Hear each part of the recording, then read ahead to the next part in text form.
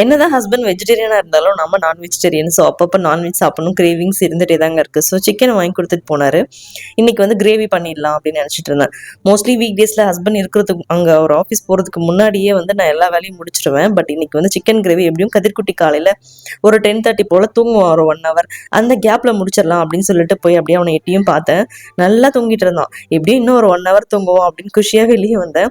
அப்படியே வந்து வெங்காயம் தக்காளி எல்லாமே வதக்கிட்டு இருக்கும்போதே பார்த்தீங்கன்னா குட்டி சார் வந்து மேட்ரஸ் கீழே தானே போட்டிருக்கேன்.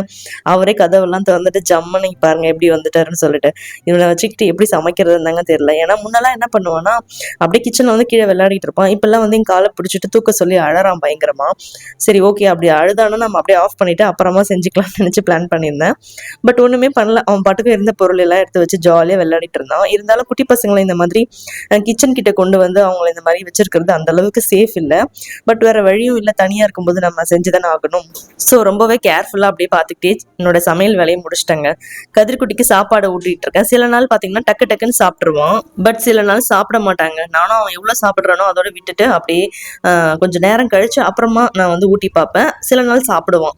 இன்னைக்கு பார்த்தீங்கன்னா அப்படியே பாதி வச்சுட்டாரு. ஓகேன்னு சொல்லிட்டு என்னோட லஞ்ச் டைம் ஸ்டார்ட் ஆயிடுச்சு. அப்படியே சோன்னு மழை பெஞ்சிட்டு இருந்ததுங்க. எனக்குமே பசி எடுத்தது. லஞ்சு தான் சாப்பிட போகிறேன். ஸோ நான் வீட்டில் தனியாக இருக்கும்போது பார்த்தீங்கன்னா கதிர்குட்டியை வந்து வாக்கரில் உட்கார வச்சுட்டு தான் நான் சாப்பிடுவேன்.